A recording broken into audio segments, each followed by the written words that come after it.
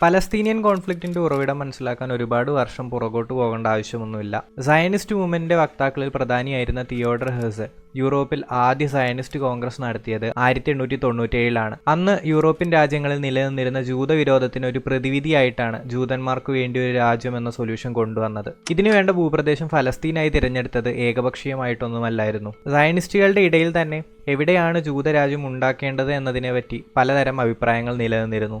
1903 ബ്രിട്ടന്റെ സഹായത്തോടുകൂടി ഈസ്റ്റ് ആഫ്രിക്കയെ ഒരു ജൂയിഷ് സ്റ്റേറ്റ് ആക്കി മാറ്റാമെന്ന ആശയമൊക്കെ ഹെർസൽ പങ്കുവച്ചിരുന്നത് ഇതിനൊരു ഉദാഹരണമാണ്. പക്ഷേ ഫലസ്തീന്റെ ഭൂപ്രകൃതി ബിബ്ലിക്കലി പ്രാധാന്യമുള്ളതായതുകൊണ്ട് തന്നെ ഭൂരിഭാഗം സയനിസ്റ്റുകളും ഫലസ്തീൻ തന്നെയാണ് ഇതിനുവേണ്ട ഭൂപ്രദേശമായി തിരഞ്ഞെടുത്തത്. ഫലസ്തീൻ എന്ന് പറയുന്ന ഒരു രാജ്യം ഒരിക്കലും അവിടെ ഉണ്ടായിരുന്നില്ല. അതുകൊണ്ട് ഇസ്രയേൽ ചെയ്തത് തെറ്റൊന്നും കാണാൻ സാധിക്കില്ല എന്ന് പറയുന്ന ഒരുപാട് ആളുകളുണ്ട്. ഇതിൽ ആദ്യം പറഞ്ഞ കാര്യം 100% ശരിയാണ്. അതായത് ഫലസ്തീൻ എന്ന പേരോടുകൂടി കൃത്യമായി വേർതിരിച്ച ഒരു രാജ്യം ആ പ്രദേശത്തുണ്ടായിരുന്നില്ല. അന്നത്തെ ഒട്ടോമൻ സാമ്രാജ്യത്തിന്റെ ഭാഗമായിരുന്നു ഫലസ്തീൻ. ജെറുസലേം, നേബ്ലസ്, ഏക്കർ തുടങ്ങിയ പ്രദേശങ്ങളൊക്കെ കൂടി ചേർന്നാണ് ഒട്ടോമൻ പലസ്തീൻ എന്ന് വിളിച്ചിരുന്നത്. എന്നാൽ അവിടെ ജീവിച്ചിരുന്ന ഫലസ്തീനിയൻ ജനതയെ കാണാത്ത പോലെ നടിച്ച് സിസ്റ്റമാറ്റിക്കായി പുറത്താക്കാൻ ശ്രമിച്ചതാണ് സയനിസം ചെയ്ത ക്രൂരത. A land without people for people without land. ഭൂമിയില്ലാത്ത ആളുകൾക്ക് വേണ്ടി ആളുകളില്ലാത്തൊരു ഭൂമി. ഈ ഒരു സന്ദേശമാണ് സയനിസത്തിന്റെ തുടക്കകാലം തൊട്ടേ അവർ പ്രചരിപ്പിക്കാൻ ശ്രമിച്ചിരുന്നത്. സയനിസത്തിന്റെ ആദ്യ കാലഘട്ടം മുതലേ ഇൻഡിജിനസ് ആയിട്ടുള്ള ഫലസ്തീനിയൻ ജനതയെ കണ്ടില്ല എന്ന് നടിക്കുന്ന, ഒഴിവാക്കുന്ന ഒരു രീതി നമുക്ക് കാണാൻ സാധിക്കും. ഇത് വസ്തുതാപരമായി തെറ്റാണ്. ഒരിക്കലും ഒഴിഞ്ഞുകിടക്കുന്ന ഒരു സ്ഥലമായിരുന്നില്ല ഫലസ്തീൻ. ഇത് കുറച്ചുകൂടി വ്യക്തമായി മനസ്സിലാക്കാൻ 1850 മുതലുള്ള ചരിത്രരേഖകൾ പരിശോധിച്ചാൽ മതി. അറബ് മുസ്ലിങ്ങളും ക്രിസ്ത്യാനികളും ജൂതന്മാരും ചേർന്ന് ഏകദേശം 3 ലക്ഷത്തോളം വരുന്ന ജനത ആ ഭൂപ്രദേശങ്ങളിൽ ജീവിക്കുന്നുണ്ടായിരുന്നു. ഫലസ്തീൻ എന്നൊരു രാജ്യം അവിടെ ഉണ്ടായിരുന്നില്ല എന്ന് പറഞ്ഞുകൊണ്ട് ഫലസ്തീനിയൻ ജനതയുടെ ഐഡന്റിറ്റി കാണാതെ പോകുന്ന ഒരു സ്വഭാവം സയനിസ്റ്റ് മൂവ്മെന്റുകളിലെല്ലാം കാണാം. ഫലസ്തീനിയൻ നാഷണലിസം സയനിസം എന്ന മൂവ്മെന്റിന് എതിരായി ഉടലെടുത്ത ഒരു നാഷണലിസം തന്നെയാണ്. അതുകൊണ്ട് ഫലസ്തീനിയൻ നാഷണലിസം മോശമാണ് എന്ന് പറയാൻ ഒരിക്കലും നമുക്ക് പറ്റില്ല. കാരണം ലോകത്തെമ്പാടുമുള്ള നാഷണലിസ്റ്റ് ഐഡിയോളജികൾ ഉണ്ടാകുന്നത് ഒരു സോഷ്യൽ പ്രോസസ്സിന്റെ ഭാഗമായി തന്നെയാണ്. ഉദാഹരണത്തിന് ജൂതവിരോധം എങ്ങനെയാണോ സയനിസത്തിലേക്ക് നയിച്ചത്, അതെങ്ങനെയാണോ ഒരു ജൂയിഷ് സ്റ്റേറ്റ് എന്ന നാഷണൽ ഐഡന്റിറ്റിയിലേക്ക് എത്തിച്ചത്, അതേപോലെ തന്നെ സയനിസ്റ്റുകളുടെ സിസ്റ്റമാറ്റിക് ഓപ്പറേഷന്റെ ഭാഗമായി ഉടലെടുത്ത ഒരു നാഷണലിസം തന്നെയാണ് ഫലസ്തീനിയൻ നാഷണലിസം. അപ്പോൾ ശരിക്കും നമ്മൾ ഇവിടെ ചോദിക്കേണ്ട ചോദ്യം, എങ്ങനെയാണ് സയനിസ്റ്റ് മൂവ്മെന്റ് തദ്ദേശീയമായി ജീവിച്ചിരുന്ന ഫലസ്തീൻ ജനതയ്ക്കെതിരെ അനീതി കാട്ടി എന്നതാണ്. ഈ ചോദ്യത്തിന് കൃത്യമായ ഒരു ഉത്തരം കണ്ടെത്താൻ ഒട്ടോമൻ പലസ്തീന്റെ ഭൂപ്രകൃതി മനസ്സിലാക്കുന്നത് നല്ലതായിരിക്കും. ഉയർന്ന ഭൂപ്രദേശങ്ങളും മലനിരകളുമാണ് ഭൂരിഭാഗം വരുന്ന ഫലസ്തീൻ ഭൂപ്രദേശത്തുണ്ടായിരുന്നത്. ഇതിൽ കൃഷിക്ക് അനുയോജ്യമായിരുന്ന, മഴ ലഭിച്ചിരുന്ന, നല്ല മണ്ണുള്ള സ്ഥലങ്ങൾ വളരെ കുറവായിരുന്നു. 19-ാം നൂറ്റാണ്ടിൽ ഫലസ്തീനിൽ നിന്ന് സാമ്പത്തിക നേട്ടം ഉണ്ടാക്കാൻ പറ്റുന്ന സ്ഥലങ്ങൾ ഇതായി മാറി. 1853 ഒട്ടോമാൻ ലാൻഡ് ലോയ്ക്ക് ശേഷം സ്ഥലത്തെ പ്രധാന ജന്മിമാരും അറബ് നാടോടികളും എല്ലാവരും ഈ ഒരു സാധ്യത മുതലെടുക്കാൻ തുനിഞ്ഞു. 1880-കൾ തൊട്ട് ജൂതന്മാരും യൂറോപ്പിൽ നിന്ന് ഈ സ്ഥലങ്ങൾ കണ്ണുവെച്ച് എത്തിത്തുടങ്ങി. ജുഡിയ, സമേറിയ തുടങ്ങിയ ബിബ്ലിക്കലി ഇമ്പോർട്ടൻ്റ് ആയ സ്ഥലങ്ങളെ പൂർണ്ണമായും ഒഴിവാക്കി ഫലസ്തീൻ്റെ കാർഷിക യോഗ്യമായ സ്ഥലങ്ങളിലാണ് ജൂതന്മാർ എത്തിത്തുടങ്ങിയത്. എററ്റ്സ് ഇസ്രയേൽ അഥവാ ബിബ്ലിക്കലി പ്രാധാന്യമുള്ള ഇസ്രയേൽ ഉണ്ടാക്കുക എന്ന ലക്ഷ്യത്തിൽ നിന്ന് മാറി സമ്പദ് വ്യവസ്ഥ കൈക്കലാക്കിയ ഒരു രാജ്യം ഉണ്ടാക്കുക എന്ന ലക്ഷ്യത്തിലേക്ക് സയനിസ്റ്റുകൾ എത്തി. പൊളിറ്റിക്കൽ സയനിസം ലേബർ സയനിസമായി മാറി. ജൂത തൊഴിലാളികളിൽ ഊന്നിക്കൊണ്ടുള്ള ഒരു സമൂഹം ഉണ്ടാക്കുക എന്നതായിരുന്നു ലേബർ സയനിസ്റ്റുകളുടെ ലക്ഷ്യം.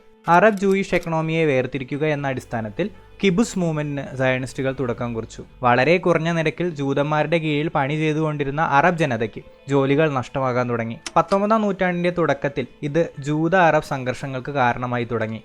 തദ്ദേശീയമായി ജീവിച്ചിരുന്ന അറബ് ജനതയെ പൂർണ്ണമായും തങ്ങളുടെ സ്ഥലത്ത് നിന്ന് പുറത്താക്കണമെന്ന ലക്ഷ്യത്തോടു കൂടിയാണ് സയനിസ്റ്റുകൾ പ്രവർത്തിച്ചിരുന്നത്. എന്നാലും 1882 മുതൽ 1914 വരെ ലോകത്താകമാനം കുടിയേറിപ്പാർത്ത 25 ലക്ഷം ജൂതന്മാരിൽ വെറും 50,000 പേര് മാത്രമാണ് ഒട്ടോമൻ പലസ്തീനിലേക്ക് എത്തിയത്. തുടരെയുണ്ടാകുന്ന സംഘർഷങ്ങൾ കാരണം വന്നവരിൽ കുറെ പേർ തിരിച്ചു പോവുകയും ചെയ്തു. 1-ാം ലോക മഹായുദ്ധത്തോടുകൂടി ബ്രിട്ടന്റെ വരവോടുകൂടിയാണ് സയനിസത്തിന് അടുത്ത മാറ്റം ഉണ്ടാകുന്നത്. ഏകദേശം 4 നൂറ്റാണ്ടോളം നീണ്ടുവന്ന ഒട്ടോമൻ സാമ്രാജ്യത്തിന് വിരാമമിട്ടാണ് ബ്രിട്ടൻ പലസ്തീനിലേക്ക് കടന്നു വരുന്നത്. എരിതീയിൽ എണ്ണ ഒഴിക്കുന്നത് പോലെയാണ് ബ്രിട്ടൻ പലസ്തീനിലെ സംഭവ വികാസങ്ങൾക്ക് കാരണമായത്. സൂയസ് കനാലിന്റെ നിയന്ത്രണം നിലനിർത്തുന്നതിന് വേണ്ടി ഫലസ്തീൻ ബ്രിട്ടൻ ആവശ്യമായിരുന്നു. ഇതുകൂടാതെ 1-ാം ലോക മഹായുദ്ധത്തിൽ വിജയിക്കാൻ വേണ്ടി ബ്രിട്ടൻ പല കൂട്ടർക്കും പാലിക്കാൻ പറ്റാത്ത വാഗ്ദാനങ്ങൾ ഫലസ്തീനെ സംബന്ധിച്ച് കൊടുത്തു തുടങ്ങി. ആദ്യത്തെ വാഗ്ദാനം ഹഷമൈറ്റ് റൂളറായ ഷാരിഫ് ഹുസൈൻ ആയിരുന്നു. ഒട്ടോമൻ സാമ്രാജ്യത്തിന് നേരെ യുദ്ധം ചെയ്യാൻ സഹായിച്ചാൽ പലസ്തീൻ അടക്കം വരുന്ന ഒരു അറേബ്യൻ സാമ്രാജ്യത്തിന്റെ സുൽത്താനാക്കാമെന്ന് അദ്ദേഹത്തിന് ബ്രിട്ടൻ വാക്കുകൊടുത്തു. ഇതേ സമയം യൂറോപ്പിൽ മിഡിൽ ഈസ്റ്റിന്റെ പല ഭാഗങ്ങൾ ഫ്രാൻസിന് നൽകാമെന്നും വാക്കുകൊടുത്തിരുന്നു.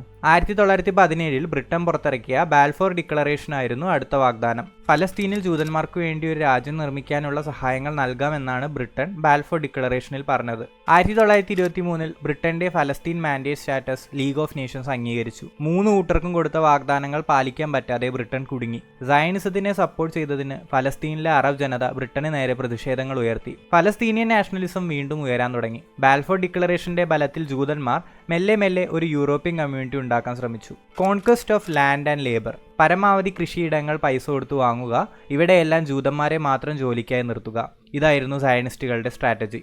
ഇതേ സമയത്ത് തന്നെയാണ് ജെറുസലേം ഗ്രാൻഡ് മുഫ്തി ആയിരുന്ന ഹജ് അമീൻ അൽ ഹുസൈനി ഇസ്ലാം ഉപയോഗിച്ച് ഫലസ്തീനിയൻ നാഷണലിസം വളർത്താൻ ശ്രമിക്കുന്നത്. ഇതൊടുവിൽ എത്തിച്ചേർന്നത് വലിയൊരു കലാപത്തിലാണ്.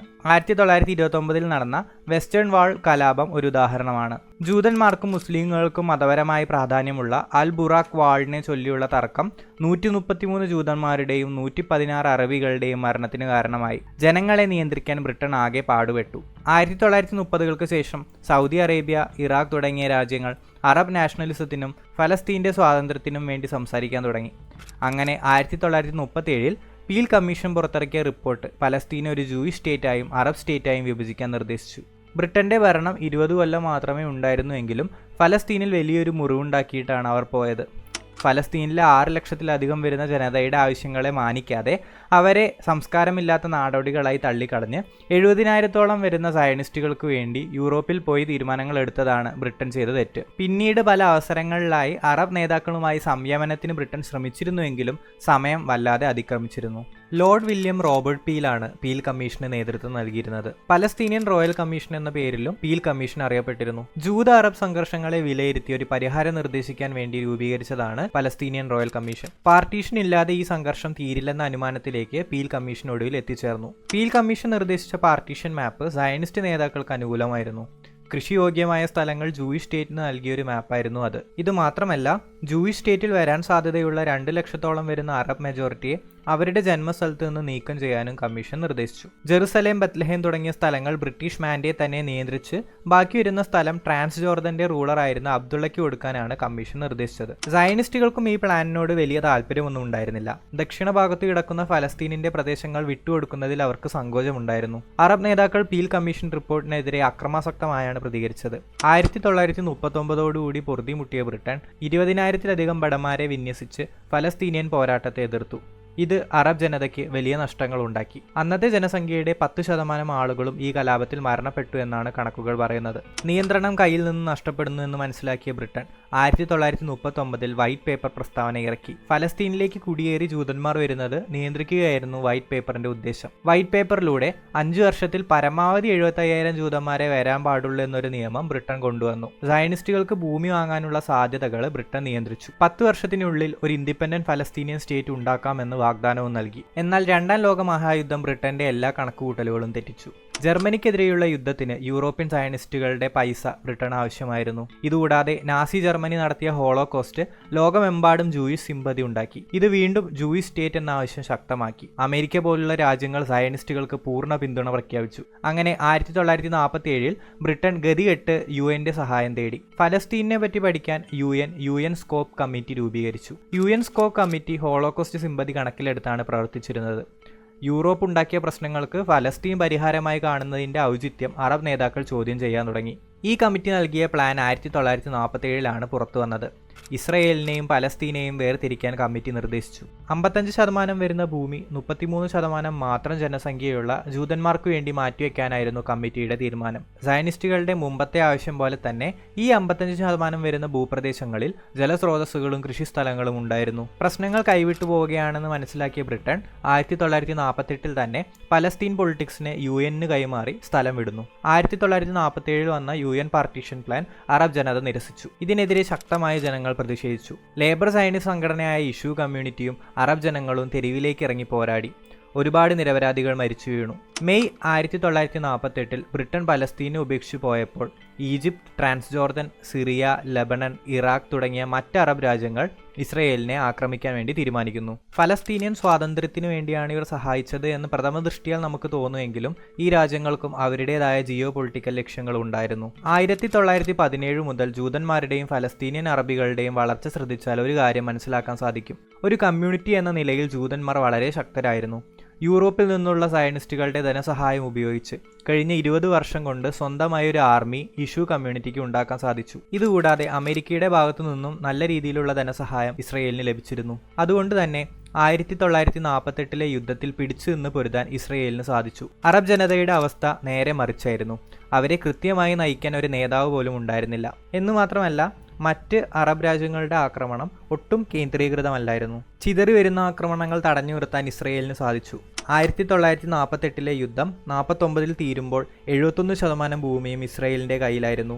ഇഷ്യൂ കമ്മ്യൂണിറ്റിയുടെ മിലിറ്ററി വിഭാഗത്തെ ഹഗാന ഓഫീസേഴ്സ് എന്നാണ് വിളിച്ചിരുന്നത്. ജൂതരാജ്യം സംരക്ഷിക്കാൻ ഫലസ്തീനിയൻ അറബ് ജനതയെ കൊല്ലാനും അവരുടെ സ്ഥലം കൈക്കലാക്കാനും അനുവദിക്കുന്ന പ്ലാൻ ഡി ഹഗാന സോൾജേഴ്സ് തുടങ്ങി. ജീവനിൽ ഭയന്ന് 1949 അവസാനിക്കുമ്പോഴേക്കും ഏകദേശം 7.5 ലക്ഷം അഭയാർത്ഥികൾ അവരുടെ ജന്മഭൂമി വിട്ട് മറ്റു സ്ഥലങ്ങളിലേക്ക് പോയി. ഇതിൽ 4 ലക്ഷം അഭയാർത്ഥികൾ ജോർദനിലേക്കാണ് പോയത്.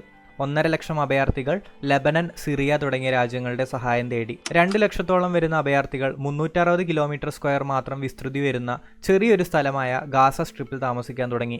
യുദ്ധം തീരുമ്പോൾ തിരിച്ചു തങ്ങളുടെ സ്ഥലത്തേക്ക് തന്നെ ചെല്ലാമെന്ന് കരുതിയാണ് ഈ ജനത എല്ലാം ഓരോരോ സ്ഥലങ്ങളിലേക്ക് മാറി മാറി ജീവിക്കാൻ പോയത്. അഭയാർത്ഥികളെ തിരിച്ചെടുക്കണമെന്ന് റെസൊല്യൂഷൻ 194 പ്രകാരം UN നിർദ്ദേശിച്ചുവെങ്കിലും ഇസ്രയേല് ഇതിന് തയ്യാറായില്ല. കൂടെ നിൽക്കുമെന്ന് പ്രതീക്ഷിച്ച അറബ് രാജ്യങ്ങളും അഭയാർത്ഥികളെ കൈകാര്യം ചെയ്ത രീതി അപ്രതീക്ഷിതമായിരുന്നു. ലെബനൻ, ഈജിപ്ത് തുടങ്ങിയ രാജ്യങ്ങൾ ഇവർക്ക് നേരെ ശക്തമായ നിയമങ്ങൾ പ്രയോഗിച്ചു. സിറിയ മാത്രമാണ് കുറച്ചുകൂടി മാനുഷിക പരിഗണന അഭയാർത്ഥികൾക്ക് കൊടുത്തത്. ജോർദൻ അഭയാർത്ഥികൾക്ക് പൗരത്വം നൽകിയെങ്കിലും ഫലസ്തീൻ എന്ന വാക്ക് ഉപയോഗിക്കുന്നത് ആ രാജ്യത്ത് വിലക്കി. യുദ്ധത്തിന് ശേഷം വെസ്റ്റ് ബാങ്കിന്റെ നിയന്ത്രണം ജോർദന് കിട്ടിയത് അവർക്ക് വലിയ നേട്ടമായി. ഇസ്രയേലുമായി നിരന്തരം ചർച്ച ചെയ്ത് സഹകരിച്ചാണ് വെസ്റ്റ് ബാങ്ക് ജോർദൻ നേടിയത് എന്ന് പിന്നീട് ചരിത്രകാരന്മാർ വെളിപ്പെടുത്തിയിട്ടുണ്ട്. ഞാൻ മുമ്പ് സൂചിപ്പിച്ചതുപോലെ തന്നെ ഓരോ അറബ് രാജ്യത്തിനും അവരുടേതായ സെൽഫിഷ് നേട്ടങ്ങൾ ഉണ്ടായിരുന്നു. 1948 യുദ്ധത്തിന്റെ പരാജയ കാരണം ഇതുതന്നെയാണ്.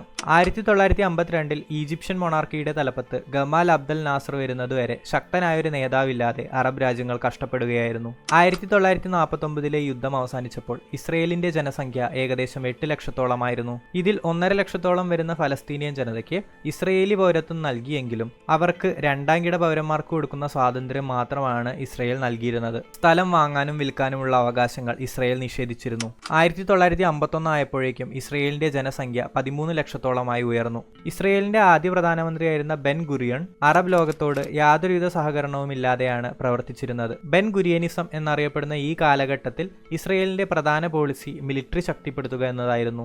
ചുറ്റും ശത്രുക്കളാണ് എന്ന് മനസ്സിലാക്കിയ ഇസ്രയേൽ ചെറിയ ആക്രമണങ്ങളെ പോലും വളരെ ശക്തമായാണ് നേരിട്ടിരുന്നത്. ഈ ആക്രമണങ്ങളിൽ പലയിടത്തായി നിരവധി ജൂതന്മാരും അറബികളും മരിക്കുന്നുണ്ട്. 1947 മുമ്പുണ്ടായിരുന്ന ഇസ്രയേൽ ഫലസ്തീൻ പോരാട്ടം പൂർണ്ണമായി ഇസ്രയേൽ അറബ് പോരാട്ടമായി മാറി 20 വർഷങ്ങളായിരുന്നു പിന്നീടുണ്ടായിരുന്നത്. നേരത്തെ ഞാൻ സൂചിപ്പിച്ചതുപോലെ 1952 ഈജിപ്തിൽ സ്ഥാനം പിടിച്ച അബ്ദുൽ നാസർ അറബ് ജനതയുടെ നേതാവായി മാറിയതും ഈ സമയത്ത് തന്നെയാണ്. ഏതു സമയത്തും മറ്റൊരു യുദ്ധം പ്രതീക്ഷിച്ചാണ് ജനങ്ങൾ ജീവിച്ചിരുന്നത്. 1955 ഇസ്രയേൽ ഈജിപ്ഷ്യൻ സോൾജേഴ്സിന് നേരെ നടത്തിയ ആക്രമണം അബ്ദുൽ നാസറിനെ വല്ലാതെ ചൊടിപ്പിച്ചു. ഈ സമയത്ത് മിഡിൽ ഈസ്റ്റിന്റെ കൺട്രോൾ നേടിയെടുക്കാൻ ശ്രമിച്ചിരുന്ന 2 സൂപ്പർ പവേഴ്സ് ഉണ്ടായിരുന്നു, അമേരിക്കയും സോവിയറ്റ് യൂണിയനും. ആദ്യമൊക്കെ USA സൗമ്യതയിൽ പോരുന്ന അബ്ദുൽ നാസർ തനിക്ക് വേണ്ട സഹായങ്ങൾ US നിന്ന് കിട്ടുന്നില്ല എന്ന് മനസ്സിലാക്കിയപ്പോൾ മെല്ലെ മെല്ലെ പുറകോട്ട് വലിയാൻ തുടങ്ങി. സോവിയറ്റ് യൂണിയനെ സമീപിക്കുക എന്നതായിരുന്നു അബ്ദുൽ നാസറിന്റെ അടുത്ത പോംവഴി. ചെക്കോസ്ലോവാക്യ വഴി സോവിയറ്റ് യൂണിയൻ അപ്രഖ്യാപിത സഹായങ്ങൾ അബ്ദുൽ നാസറിന് കൊടുത്തു തുടങ്ങി. അങ്ങനെ 1956 യുദ്ധം വീണ്ടും ആരംഭിക്കുന്നത് സ്യൂയസ് കനാലിനെ ചൊല്ലിയുള്ള തർക്കത്തിലാണ്. അബ്ദുൽ നാസറിന്റെ വികസന പത്രികയിലെ പ്രധാന പ്രൊജക്റ്റായിരുന്നു അശ്വാൻ ഹൈഡാം പദ്ധതി. ഈ പദ്ധതിക്ക് വേണ്ട ധനസഹായം കൊടുക്കാമെന്ന് പറഞ്ഞ US അബ്ദുൽ നാസറിന് ഒരു പാഠം പഠിപ്പിക്കാൻ വേണ്ടി ഇതിൽ നിന്ന് പിൻവലിഞ്ഞു. സൂയസ് കനാൽ കമ്പനി നാഷണലൈസ് ചെയ്തുകൊണ്ട് നാസർ തിരിച്ചടിച്ചു. സൂയസ് കനാലിന്റെ നിയന്ത്രണം നഷ്ടമാകുന്നത് ബ്രിട്ടൻ, ഫ്രാൻസ് തുടങ്ങിയ രാജ്യങ്ങൾക്ക് വലിയ തിരിച്ചടിയായിരുന്നു. ഇസ്രയേലുമായി ചേർന്ന് ബ്രിട്ടനും ഫ്രാൻസും ഈജിപ്തിനെ ആക്രമിച്ചു. ഇത്തരത്തിലുള്ള ഇമ്പീരിയൽ ടാക്ടിക്സ് സോവിയറ്റ് യൂണിയന്റെ ശക്തി മിഡിൽ ഈസ്റ്റിൽ വളരാൻ സഹായിക്കുമെന്ന് മനസ്സിലാക്കിയ US ബ്രിട്ടനെയും ഫ്രാൻസിനെയും ശക്തമായി വിമർശിച്ചു. ഒടുവിൽ സൂയസ് കനാലിൽ നിന്ന് ആംഗ്ലോ ഫ്രഞ്ച് ഇസ്രയേൽ സഖ്യം പിൻവാങ്ങി. പക്ഷേ ഈ യുദ്ധത്തിൽ സ്ട്രെയ്റ്റ്സ് ഓഫ് ടിറാൻ എന്ന പ്രധാന കടലിടുക്കിന്റെ നിയന്ത്രണം ഇസ്രയേലിന് ലഭിച്ചു. 1956 യുദ്ധം അബ്ദുൽ നാസറിനെ അറബ് രാജ്യങ്ങളുടെ ഇടയിൽ ദൈവതുല്യനാക്കി.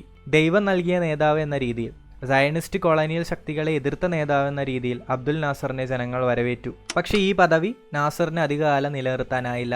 റിപ്പബ്ലിക് റീഫോമിസ്റ്റ് ചിന്താഗതിയുണ്ടായിരുന്ന നാസറിന്റെ ഭരണം പല രാജ്യങ്ങളുടെ മൊണാർക്കികൾക്കും രസിച്ചിരുന്നില്ല. നാസറിന്റെ തകർച്ചയിലേക്ക് നയിച്ച ചില കാര്യങ്ങൾ ഇവിടെ പറയാം. 1967 സോവിയറ്റ് യൂണിയൻ ഇന്റലിജൻസ് റിപ്പോർട്ട് പ്രകാരം ഇസ്രയേൽ സിറിയ ആക്രമിക്കാൻ തയ്യാറെടുക്കുന്നു എന്ന വിവരം നാസർ മനസ്സിലാക്കി. സിറിയയെ സഹായിക്കാൻ വേണ്ടി നാസർ തന്റെ സൈന്യത്തെ വിന്യസിച്ചു. പക്ഷേ ഈ സമയമായപ്പോഴേക്കും ഇസ്രയേൽ ഒരു മിലിറ്ററി സൂപ്പർ പവറായി മാറിയിരുന്നു. 1967 ജൂൺ 5-ന് ഇസ്രയേൽ നടത്തിയ മിന്നൽ വിമാനാക്രമണത്തിൽ ഈജിപ്തിന്റെ സൈന്യം തവിടുപൊടിയായി. അങ്ങനെ Sinai peninsula, West Bank, Golan Heights ഇത് മൂന്നും ഇസ്രയേലിന്റെ കൈവശം എത്തിപ്പെട്ടു. തങ്ങളുടെ കയ്യിൽ എത്തിപ്പെട്ട പുതിയ സ്ഥലങ്ങൾ ഉപയോഗിച്ച് ശത്രുരാജ്യങ്ങളുമായി സംയമനത്തിന് ശ്രമിക്കാൻ ഇസ്രയേൽ പുറപ്പെട്ടു. UN റെസൊല്യൂഷൻ 242 പ്രകാരം യുദ്ധത്തിൽ കൈവശം വയ്ക്കുന്ന സ്ഥലം സമാധാനത്തിന് കൈമാറുന്നത് അനുവദനീയമായിരുന്നു. ഇസ്രയേൽ, ഈജിപ്ത്, ജോർദാൻ, ലെബനൻ തുടങ്ങിയ അറബ് രാജ്യങ്ങൾ ഈ നയം അംഗീകരിച്ചു. ഇസ്രയേൽ യുദ്ധത്തിലൂടെ നേടിയ മുഴുവൻ സ്ഥലങ്ങളും വിട്ടുകൊടുക്കുമെന്ന് അറബ് രാജ്യങ്ങൾ പ്രതീക്ഷിച്ചു. എന്നാൽ തങ്ങൾക്ക് സ്ട്രാറ്റജിക്കലി ആവശ്യമായ ചില സ്ഥലങ്ങൾ വിട്ടുകൊടുക്കാൻ ഇസ്രയേൽ തയ്യാറായില്ല. ചർച്ചകൾ വീണ്ടും മുടങ്ങി. 1967 ഓഗസ്റ്റിൽ കാർട്ടോമിൽ അറബ് നേതാക്കൾ ഒത്തുകൂടി കാർട്ടോം റെസൊല്യൂഷൻ പാസാക്കി. ഈ റെസൊല്യൂഷന്റെ പ്രസിദ്ധമായ 3 nos: no recognition for Israel, no negotiation for Israel, no peace for Israel. Arab രാജ്യങ്ങളുടെ പ്രധാന അജണ്ട ഇതായിരുന്നു. വീണ്ടും 1969 അബ്ദുൽ നാസറിന്റെ നേതൃത്വത്തിൽ ഈജിപ്ത് സൂയസ് കനാലിൽ സീസ്ഫയർ ലംഘിച്ച് ആക്രമിച്ചു. പക്ഷേ ഇസ്രയേലിന്റെ 10 മടങ്ങ് ശക്തിയിൽ വർദ്ധിച്ച പട്ടാളത്തിന്റെ മുമ്പിൽ വീണ്ടും തോൽവിയായിരുന്നു ഈജിപ്തിന് സംഭവിച്ചത്. തന്റെ 52ാമത്തെ വയസ്സിൽ 1970 അബ്ദുൽ നാസറിന്റെ മരണശേഷമാണ് ഇസ്രയേൽ ഈജിപ്ത് ബന്ധത്തിന് വീണ്ടും മാറ്റങ്ങൾ സംഭവിക്കുന്നത്. അബ്ദുൽ നാസറിന്റെ മരണശേഷം അൻവർ സാദത്ത് ഈജിപ്ഷ്യൻ പ്രസിഡന്റായി 1970 ചുമതലയേറ്റു. ഈജിപ്തിനെ അറബ് പൊളിറ്റിക്സിലേക്ക് തിരിച്ചു കൊണ്ടുവരാൻ അൻവർ സാദത്തിന്റെ പ്ലാൻ സിനായ് പെനിൻസുല ആക്രമിക്കുക എന്നതായിരുന്നു. ഇസ്രയേലിനെ ആക്രമിച്ചാൽ US പോലുള്ള സൂപ്പർ പവേഴ്സ് ഇടപെട്ട് ഒരു പരിഹാരം കൊണ്ടുവരുമെന്ന് അൻവർ സാദത്ത് കരുതി. ഇതിന് സിറിയയുടെ സഹായം അൻവർ സാദത്ത് തേടി. ഒരേ സമയം ഈജിപ്ത് സിനായ് പെനിൻസുലയും സിറിയ ഗോളം ഹൈറ്റ്സും ആക്രമിച്ചു. ഇസ്രയേലിനെ സഹായിക്കുന്ന രാജ്യങ്ങൾക്ക് എണ്ണ കൊടുക്കില്ല എന്ന താക്കീത് സൗദി അറേബ്യയും നൽകി. അങ്ങനെ ഗതികെട്ട US 1973 നാഷണൽ സെക്യൂരിറ്റി അഡ്വൈസറായ ഹെൻറി കിസ്സിംഗറിന്റെ സഹായത്തോടെ ചർച്ചകൾ ആരംഭിച്ചു. ഈജിപ്തിന് കുറേ സ്ഥലങ്ങൾ ഇസ്രയേൽ തിരിച്ചു നൽകി. എന്നിരുന്നാലും സിനായ് പെനിൻസുലയുടെ ഭൂരിഭാഗം പ്രദേശവും ഇസ്രയേലിന്റെ നിയന്ത്രണത്തിലായിരുന്നു. ഇത് പരിഹരിക്കാൻ 1977 അൻവർ സാദത്ത് ഇസ്രയേലിലേക്ക് ചർച്ചയ്ക്കായി ചെല്ലുന്നു. അറബ് രാജ്യങ്ങളുമായുള്ള ഇസ്രയേലിന്റെ ബന്ധത്തിൽ ഇതൊരു വലിയ വഴിത്തിരിവാണ്. 1978 US പ്രസിഡന്റ് ജിമ്മി കാർട്ടറിന്റെ നേതൃത്വത്തിൽ ക്യാമ്പ് ഡേവിഡ് അക്കൗണ്ടിൽ കുറച്ച് തീരുമാനങ്ങൾ ഇരു രാജ്യങ്ങളും സ്വീകരിച്ചു. ഇതിലൊന്ന് ഇസ്രയേലിന് ഒരു സ്വതന്ത്ര രാജ്യമായി എക്സിസ്റ്റ് ചെയ്യാനുള്ള അവകാശം അംഗീകരിക്കുക എന്നതായിരുന്നു. 2 വെസ്റ്റ് ബാങ്കും ഗാസയും സ്വതന്ത്ര പ്രദേശങ്ങളായി വിട്ടുകൊടുക്കണമെന്നുമായിരുന്നു. പേപ്പറിൽ തീരുമാനം ഇങ്ങനെയായിരുന്നുവെങ്കിലും വാസ്തവത്തിൽ വെസ്റ്റ് ബാങ്കിനെയും ഗാസയെയും വിട്ടുകൊടുക്കാൻ ഇസ്രയേൽ തയ്യാറായിരുന്നില്ല. അൻവർ സാദത്ത് ആകട്ടെ ഈജിപ്തിന് വേണ്ട സ്ഥലങ്ങൾ മാത്രം നേടുക എന്ന ലക്ഷ്യവുമായി മുമ്പോട്ട് പോയി. പലസ്തീനിയൻ അഭയാർത്ഥികളുടെ ഭാവി വീണ്ടും ഒരു ചോദ്യചിഹ്നമായി മാറി. അന്നത്തെ ഇസ്രയേൽ പ്രധാനമന്ത്രിയായിരുന്ന മെനഹെം ബെഗിൻ വെസ്റ്റ് ബാങ്കിന്റെയും ഗാസയുടെയും ബിബ്ലിക്കൽ പ്രാധാന്യം പറഞ്ഞ് ജൂതന്മാരുടെ അധിനിവേശം തുടർന്നുകൊണ്ടേയിരുന്നു. ഈ പ്രദേശങ്ങളിൽ വലിയ തോതിൽ ഇസ്രയേൽ മിലിറ്ററി സ്വാധീനം കാണിക്കാൻ തുടങ്ങി. കൃഷിസ്ഥലങ്ങൾ കൈയടക്കുന്നതും ജലസ്രോതസ് നിയന്ത്രിക്കുന്നതും തുടർന്നുകൊണ്ടേയിരുന്നു. പലസ്തീനിയൻ ജനത വീണ്ടും പ്രതിസന്ധിയിലായി. 1947 മുതൽ 1967 വരെയുള്ള കാലഘട്ടത്തിൽ പലസ്തീനിയൻ നാഷണലിസം ഒരുപാട് അറബ് രാജ്യങ്ങളെ കേന്ദ്രീകരിച്ചുകൊണ്ടാണ് നടന്നത്. അതുകൊണ്ട് തന്നെ അതൊരു ഇസ്രയേൽ അറബ് കോൺഫ്ലിക്റ്റിലേക്ക് പരിണമിച്ചു. പല അറബ് രാജ്യങ്ങളും സ്വന്തം താല്പര്യങ്ങളെ സംരക്ഷിക്കാൻ ശ്രമിച്ചതിലൂടെ പലസ്തീനിയൻ നാഷണലിസം പ്രതിസന്ധിയിലായി. ഒരു പലസ്തീനിയൻ ഐഡന്റിറ്റിയിലേക്ക് ഈ ജനത തിരിച്ചു വന്നത് 1964 PLOന്റെ ക്രിയേഷനോട് കൂടിയാണ്. ഇസ്രയേലിന്റെ നിലനിൽപ്പ് ചെറിയ രീതിയിൽ മറ്റ് അറബ് രാജ്യങ്ങൾ അംഗീകരിച്ചുവെങ്കിലും പലസ്തീനിയൻ ലിബറേഷൻ ഓർഗനൈസേഷൻ ഇസ്രയേലിനെ പൂർണ്ണമായും തള്ളിക്കളഞ്ഞു. പലസ്തീനിയൻ ഫ്രീഡത്തിനു വേണ്ടി ശ്രമിക്കുന്ന മറ്റൊരു ഓർഗനൈസേഷനായിരുന്നു 1959 കുവൈറ്റിൽ രൂപീകരിച്ച ഫത്ത. ഫത്തയുടെ നേതാവായിരുന്ന യാസിർ അറഫത്ത് 1969 PLOയുടെ നേതൃത്വം ഏറ്റെടുത്തതോടുകൂടിയാണ് വീണ്ടും പലസ്തീനു വേണ്ടിയുള്ള ശബ്ദങ്ങൾ ഉയരുന്നത്. 2004 യാസിർ അറഫത്ത് മരിക്കുന്നതുവരെ PLOയെ നയിച്ചിരുന്നത് അദ്ദേഹം തന്നെയായിരുന്നു. ഇസ്രയേലിനെതിരെ ആയുധമെടുത്ത് പോരാടുക എന്നത് തന്നെയായിരുന്നു ഫത്തയുടെ അജണ്ട. എന്നാൽ PLO എന്ന അംബ്രല ഓർഗനൈസേഷന് താഴെയുള്ള എല്ലാ ചെറിയ ഗ്രൂപ്പുകളെയും നിയന്ത്രിക്കാൻ യാസിർ അറഫത്തിന് കഴിഞ്ഞില്ല. PLOയുടെ പല ആക്രമണങ്ങളും നിരപരാധികളായ ഇസ്രയേൽ ജനതയ്ക്കെതിരെയായിരുന്നു. 1972 മ്യൂണിക് ഒളിമ്പിക്സിൽ ഇസ്രയേൽ അത്ലറ്റ്സിന് നേരെ നടത്തിയ ആക്രമണവും 1985 എക്കിലി ലോറോ എന്ന ഇറ്റാലിയൻ കപ്പൽ ഹൈജാക്ക് ചെയ്തതും ഇതിന്റെ ചില ഉദാഹരണങ്ങൾ മാത്രം. PLOയെയും ഫത്തയെയും ഒരു ടെററിസ്റ്റ് ഓർഗനൈസേഷൻ എന്ന രീതിയിൽ കാണാൻ ഈ സംഭവങ്ങൾ കാരണമായി. PLOയുടെ ഇസ്രയേലിന്റെ നിയന്ത്രണങ്ങൾ ആദ്യഘട്ടത്തിൽ ജോർദനിൽ നിന്നും പിന്നീട് ലെബനനിൽ നിന്നുമായിരുന്നു നടന്നിരുന്നത്. 1975 ലെബനനിലെ ക്രിസ്ത്യൻ നേതാക്കൾ PLOയുടെ സ്വാധീനത്തെ ഭയന്ന് ഇസ്രയേലിന്റെ സഹായം തേടുകയാണ്. ഒടുവിൽ 1982 ജൂണിൽ ഇസ്രയേലി സൈന്യം PLOയ്ക്ക് നേരെ ലെബനനിൽ കടന്നുകയറി ആക്രമണം തുടങ്ങി. ഓഗസ്റ്റ് ആയപ്പോഴേക്കും ആയിരക്കണക്കിന് പലസ്തീനിയൻ സോൾജേഴ്സ് ലെബനൻ വിട്ട് തുനീഷ്യ, സിറിയ തുടങ്ങിയ രാജ്യങ്ങളിലേക്ക് കടന്നു. ഈ അവസരം മുതലെടുത്ത് സാബ്ര, ഷാത്തില തുടങ്ങിയ സ്ഥലങ്ങളിലെ പലസ്തീനിയൻ ക്യാമ്പിലേക്ക് ലെബനീസ് ക്രിസ്ത്യൻ ആർമി ആക്രമണം അഴിച്ചുവിട്ടു. കുട്ടികളും സ്ത്രീകളും അടക്കം ആയിരക്കണക്കിന് നിരപരാധികൾ വീണു മരിച്ചു. ഗ്ലോബൽ പൊളിറ്റിക്സിൽ ഇത് ഇസ്രയേലിന് വലിയൊരു തിരിച്ചടിയായി. പല ഭാഗങ്ങളിലും നിന്ന് വരുന്ന ക്രിറ്റിസിസം താങ്ങാനാവാതെ ഒടുവിൽ മെനാഹെം ബെഗിൻ രാജിവെക്കുകയാണ് ചെയ്യുന്നത്. ലെബനനിൽ നടന്ന സിവിൽ വാർ PLOയെ നല്ല രീതിയിൽ സ്വാധീനിച്ചു. 1964 PLO രൂപീകരിച്ചപ്പോൾ ഉണ്ടായിരുന്ന പല അജണ്ടകളും മാറ്റാൻ ഇത് കാരണമായി. ഇസ്രയേലിനെ ഒരു രാജ്യമായി റെക്കഗ്നൈസ് ചെയ്യാൻ PLO തയ്യാറായി. അങ്ങനെ തുനീഷ്യ, സിറിയ പോലുള്ള രാജ്യങ്ങളിൽ തങ്ങളുടെ ബേസ് സിറ്റുവേറ്റ് ചെയ്ത് പ്രവർത്തിക്കാൻ ആരംഭിച്ച PLOയ്ക്ക് വെസ്റ്റ് ബാങ്ക്, ഗാസ പ്രദേശങ്ങളിലെ സ്വാധീനം മെല്ലെ മെല്ലെ നഷ്ടമായി തുടങ്ങി. ചെറുപ്പക്കാരായ അറബ് ജനത നയിക്കുന്ന പുതിയൊരു മൂവ്മെന്റിന്റെ തുടക്കം ഇവിടെ നിന്നായിരുന്നു. ഇങ്ങനെ ഉണ്ടായ ഒരു ഓർഗനൈസേഷനാണ് unified national leadership of the uprising. PLOയുടെ ടാക്ടിക്സിനെ ചോദ്യം ചെയ്ത, എതിർക്കുന്ന ഓർഗനൈസേഷൻസും ഉടലെടുക്കാൻ തുടങ്ങി. മുസ്ലിം ബ്രദർഹുഡിന്റെ ഭാഗമായ ഹമാസിന്റെ ആശയങ്ങൾ PLOയ്ക്കെതിരായിരുന്നു. 1987 നടന്ന പലസ്തീനിയൻ ഇൻതിഫാദ ഇസ്രയേലി ഒക്യുപ്പേഷന് നേരെയുള്ള ഒരു ആക്രമണമായിരുന്നു. ഇതിൽ വലിയ രീതിയിൽ പങ്കെടുത്ത ഹമാസ് ഗാസയിൽ വൻ ജനപ്രീതി നേടി. തുടക്ക കാലഘട്ടത്തിൽ PLOയ്ക്കെതിരെ ആയതുകൊണ്ട് ഹമാസിനെ ഇൻഡയറക്റ്റ് ആയി ഇസ്രയേലും സപ്പോർട്ട് ചെയ്തിരുന്നു. PLOയും ഹമാസും പരസ്പരം പഴിചാരി പലസ്തീനിയൻ മൂവ്മെന്റ് അവസാനിക്കുമെന്നാണ് ഇസ്രയേൽ കരുതിയിരുന്നത്. ഇവിടെ ഇസ്രയേലിന് പിഴച്ചു. ഇസ്രയേലിന്റെ നിലനിൽപ്പിനെ പൂർണ്ണമായും തള്ളിക്കളഞ്ഞ് ഒരു ഇസ്ലാമിക് സ്റ്റേറ്റ് കൊണ്ടുവരിക എന്നതായിരുന്നു ഹമാസിന്റെ ലക്ഷ്യം. ആയുധമെടുത്ത് ആക്രമിക്കുക എന്നത് തന്നെയായിരുന്നു ഹമാസിന്റെ ചാർട്ടറിലെ ഒരു പ്രധാന ആശയം. ഇതിൽ നിരപരാധികൾ മരിച്ചു വീഴുന്നത് ഹമാസിനൊരു വിഷയമായിരുന്നില്ല.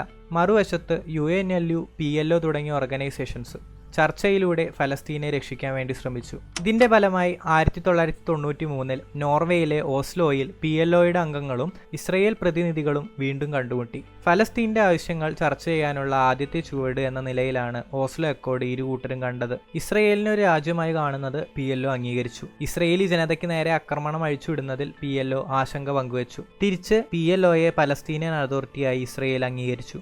ഓസ്ലോ അക്കോർഡിന് ശേഷവും രാജ്യത്തിനുള്ളിലെ പല പൊളിറ്റിക്കൽ പ്രഷേഴ്സ് കാരണം ഇസ്രയേൽ വെസ്റ്റ് ബാങ്കിലും ഗാസയിലും ജൂയിഷ് ഒക്യുപ്പേഷൻ തുടർന്നു എന്നത് മറ്റൊരു സത്യമാണ്. 1993 2.5 ലക്ഷം ജൂതന്മാർ ജീവിച്ചിരുന്ന വെസ്റ്റ് ബാങ്കിൽ 2003 ആയപ്പോഴേക്കും 4 ലക്ഷമായി ഈ സംഖ്യ ഉയർന്നു. ഫലസ്തീനിയൻ ജനതയ്ക്ക് പലസ്തീനിയൻ അതോറിറ്റിയോടുള്ള വിശ്വാസം നഷ്ടപ്പെടാൻ തുടങ്ങി. യാസർ അറഫത്ത് ഒരുപാട് കുറ്റപ്പെടുത്തലിന് ഇരയായി. ഈ അവസരം വളരാനുള്ളൊരു സാധ്യതയായി ഹമാസ് ഉപയോഗിച്ചു. 1993 ഓസ്ലോ അക്കോർഡ് പൂർണ്ണമായും ഹമാസ് തള്ളിക്കളഞ്ഞു. ഇസ്രയേലി ജനതയ്ക്കെതിരെ തീവ്രവാദ പ്രവർത്തനങ്ങൾ ഹമാസ് ആരംഭിച്ചു. 1994 ശേഷം ഇസ്രയേലിൽ നടന്ന പല സൂസൈഡ് ബോംബിംഗ്സും ഹമാസ് നിയന്ത്രിച്ചതാണ്. ഇത് കാരണം പലസ്തീനിയൻ അതോറിറ്റിയോടുള്ള വിശ്വാസം ഇസ്രയേലിനും തിരിച്ച് ഇസ്രയേലിനോടുള്ള വിശ്വാസം ഫലസ്തീനിയൻ ജനതയ്ക്കും നഷ്ടപ്പെടാൻ തുടങ്ങി. പിന്നീട് അമേരിക്കയുടെ സഹായത്തോടുകൂടി പല സമാധാന ചർച്ചകൾ നടന്നുവെങ്കിലും ഒന്നും പൂർണ്ണമായി ഫലം കണ്ടില്ല. സെപ്റ്റംബർ 2000 സെക്കൻഡ് ഇൻതിഫാദ അൽ അക്സ മോസ്ക് നിലനിന്നിരുന്ന സ്ഥലത്തെ ചൊല്ലിയുണ്ടായി. 2003 ആയപ്പോഴേക്കും ഈ കലാപത്തിൽ 2400ഓളം പലസ്തീൻ ജനതയും 800ഓളം ഇസ്രയേലികളും കൊല്ലപ്പെട്ടു.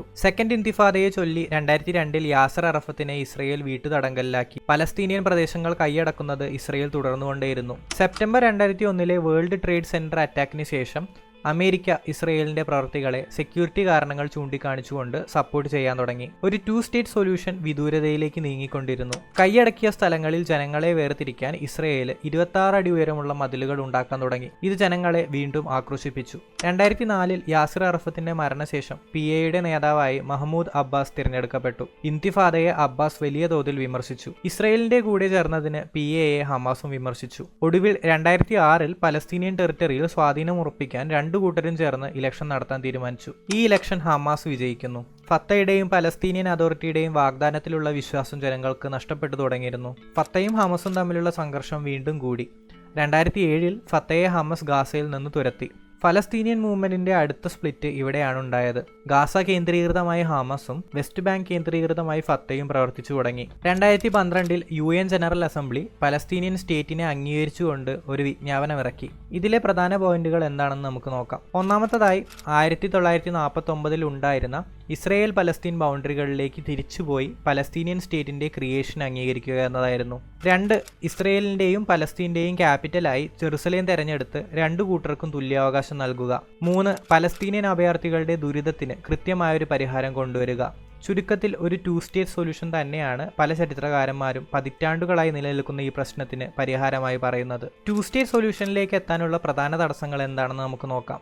1. ഹമാസിന്റെ തീവ്ര ഇസ്ലാമിക പ്രവർത്തനങ്ങൾ. ഇത് കാരണം ചർച്ചകൾ അസാധ്യമാകുന്നു എന്നതൊരു വാസ്തവം തന്നെയാണ്. 2. ഫലസ്തീനിയൻ ജനതയെ റെപ്രസെന്റ് ചെയ്യാൻ ഒരു നേതാവില്ല എന്നത്. ഫത്തഹ് ഹമാസ് സംഘർഷം ഫലസ്തീനിയൻ മൂവ്മെന്റിനെ നല്ല രീതിയിൽ ബാധിച്ചിട്ടുണ്ട്. ഇസ്രയേലിന്റെ ഭാഗത്ത് നിന്ന് പരിശോധിക്കുമ്പോൾ തുടർച്ചയായി തുടരുന്ന കയ്യേറ്റം ഒരു 2 സ്റ്റേറ്റ് സൊല്യൂഷൻ അസാധ്യമാക്കിയിരിക്കുന്നു.